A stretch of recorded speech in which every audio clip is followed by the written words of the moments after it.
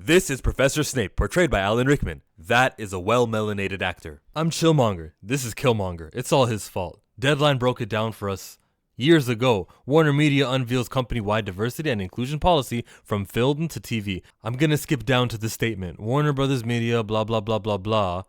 We all must ensure that there is greater inclusion of women, people of color, the LGBTQ plus community, those with disabilities, and other underrepresented groups in greater numbers, both in front of and behind the camera. This article came out in 2018 in September, since the movie Just Mercy had come out and started their new initiative where we're going to start thinking about it.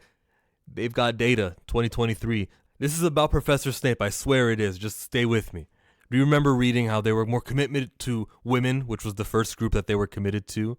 And then they went to people of color. Everyone stop using that term, please. Not just behind the scenes, but on screen too.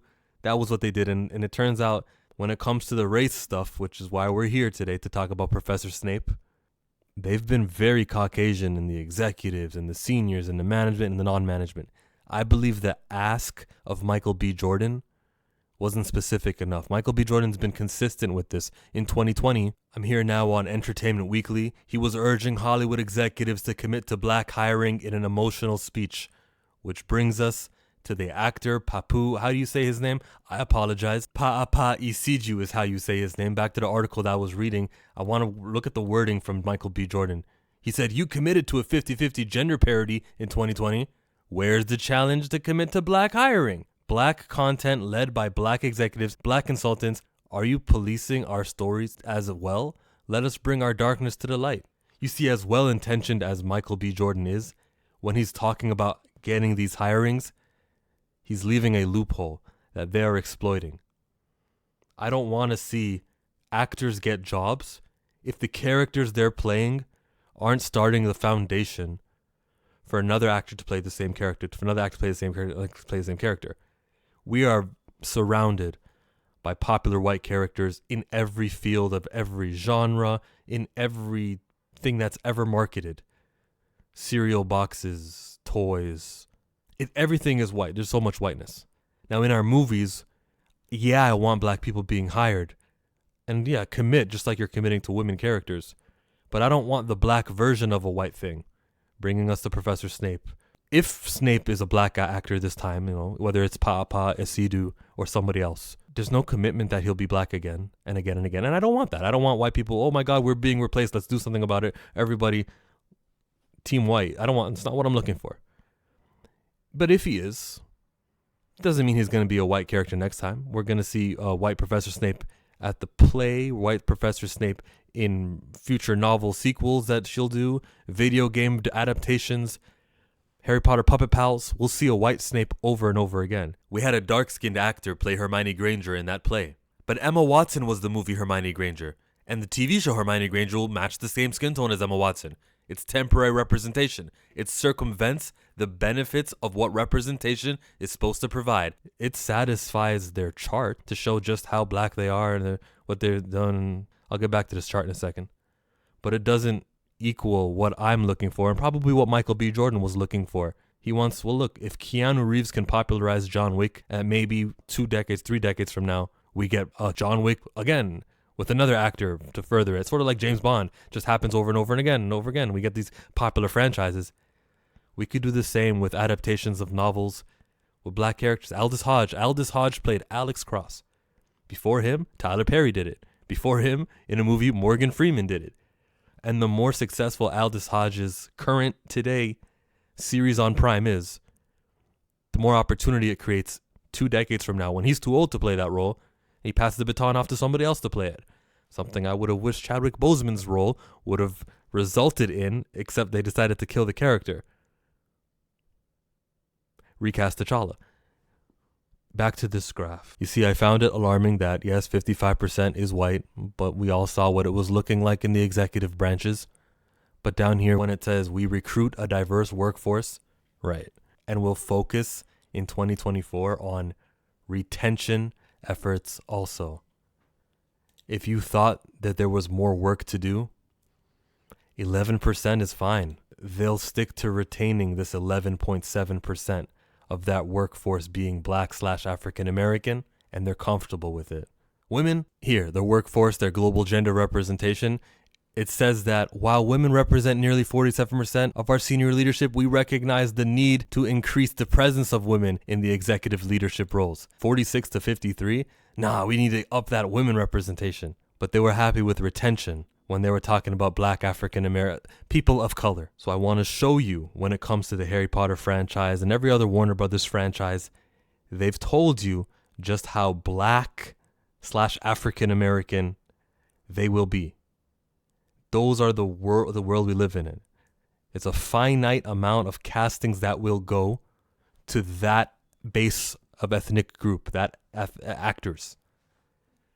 I want to ensure that every time an actor is being cast, he's playing a character originally of that ethnicity.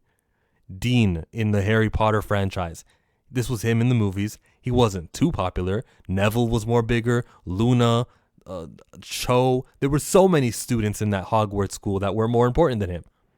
But my view of representation, my angle, my recommendation possibly, is that instead of, we're not 11%, we got to do something about Snape. You go, well, why don't we provide Dean with a B plot? Why don't we give him a little bit more? Maybe he could be in the tryouts for the Quidditch, and that's who Harry Potter, defeats to get the role on Team Gryffindor. Maybe he'll have more character development here. While they're off on Christmas break, what's he doing over at the school? Or in the final season of Harry Potter, when they don't choose to go to Hogwarts for that school year, well, we're going to see it from the point of view of Dean. Let's make Dean a little bit more popular. He already exists. There's already a foundation there. Now allow for what the actor did and what the role did that first time go around in the first movie franchise. Allow for that to be built on with somebody else. The guy from How to Get Away with Murder. He played Wes in How to Get Away with Murder. He was in Harry Potter. Let's expand his role. Also, there was also a very popular video game, Hogwarts Legacy. Some of those characters, you can use them. You can canonize them in the new series. Yeah. There are avenues to do this that are, like you said, that are lasting, that have nothing to do with changing Severus Snape into a black guy. Popularize real characters, because I don't want to have Professor Snape be casted by Paapa Essiedu, and then the next time around it's Albus Dumbledore. Now, race is not essential to the character. That argument. That argument is dumb. It doesn't at all challenge what I'm talking about here. And in the long term, just because race wasn't essential to play Superman, it doesn't mean Superman's going to be black in every single movie, every single game, every single cartoon, every single comic. It's not a solution. It allows that 11% to be fulfilled without the benefits of what representation's supposed to provide. The Harry Potter franchise is a white-led franchise. It's okay. Let's swallow that and appreciate that. Warner Brothers, Max, if you guys are looking for representation, go take a book from a science fiction, from a fantasy, by a black writer about a black character, put $100 million behind it and see what happens. Put $50 million behind it and see what happens. If you're lacking, if you need to meet that 11%. But taking existing white characters and then changing them isn't anything in the long run. It's not complete. And I'm going harsh on Warner Brothers. I've also done it on Disney as well. Here's their equity kind of chart that they have, and it does have the loophole.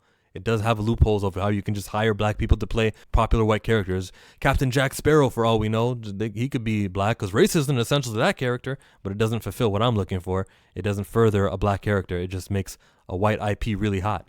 I hate it when they do it with the superheroes and they turn superheroes who we all know are white superheroes, and then they cast somebody black to do it, and we go, yeah, because race wasn't essential to the character, or whatever excuse that they'll use.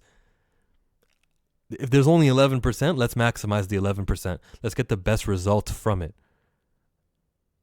Michael B. Jordan, it was all your fault. I say that with a smile on my face. I hope you know. That's just sensationalism for the click. But the Professor Snape stuff is temporary. Please, if you're watching this of the Caucasian background and you're in fear of we're being replaced and some of those YouTubers are getting to you, I promise, remember who they casted to play the Human Torch that first time, who they casted the second time, it's you again, and who they casted the third time around. These are just moments in time. You will get your white characters back. I hate that the fear and paranoia that is going to be put inside of you, my Caucasian viewer right now. I hate that the effects of that may not be worn off. It sucks. Warner Brothers is doing this. I don't see a contingency of black YouTubers going, we fucking got it, Professor Snape, one of us, one of us. That's not happening. WBD, this is all on you. You're not doing the change that Michael B was asking for. I will leave you with that. Here's a video I did a year ago, taking a shot at Disney. Warner Brothers, you guys are doing the same thing too. It's funny. You should actually click on this one. It's a good skit. Chill out.